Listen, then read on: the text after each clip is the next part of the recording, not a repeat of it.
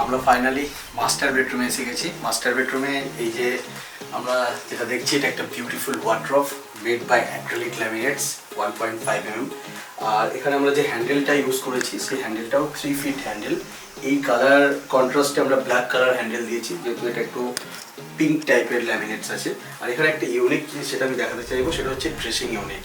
তো ড্রেসিং কি হয় আমরা এই ট্যুরটা যদি কমপ্লিট করে দেখতে পাবো। ঠিক এর সাইডে একটা অপোজিটে আছে hydraulic bed. So as per বাস্তু মিরর কখনো যেন বেডকে রিফ্লেক্ট না করে, তো আমরা ক্লায়েন্টকে সাজেস্ট করি এই ধরনের একটা ড্রেসার, যেটা আমরা দেখতে পাচ্ছি।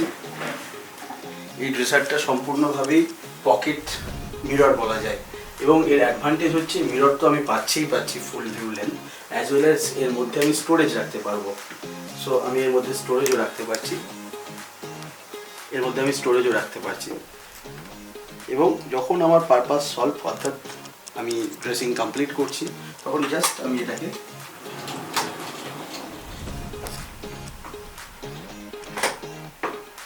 সো এটা একটা পোর্শন। এরপর আমরা উইন্ডো সিটিং, এই জায়গাটা আমরা উইন্ডো সিটিং করেছি উইথ স্টোরেজ, অর্থাৎ এগুলোতে কিন্তু আমরা স্টোরেজ হয়ে গেছি অলরেডি।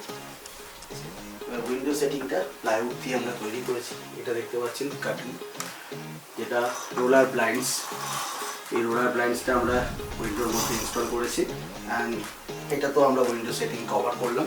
এটা হচ্ছে হাইড্রোলিক ডিজাইনিং বেড। এভাবে এটাকে আমি লিফট করতে পারি, অ্যাজ ওয়েল অ্যাজ জাস্ট এটাকে আমি ডাউন করতে পারি।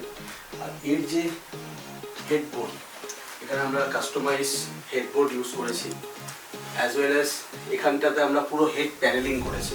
হেড প্যানেলিং ডান বাই এটা লুভার্স, এটা মার্বেল সিট, এখানে টি পাত ইউজ করা হয়েছে যাতে একটা প্রিমিয়াম লুক আসে।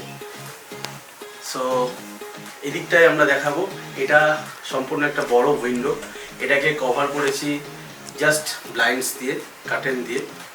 আর এইটা পেলমেটটা আমরা করেছি বিকজ এখানে পরবর্তীকালে এসি জাস্ট এর মধ্যে ইনস্টল হবে। So all this thing, and thanks for watching.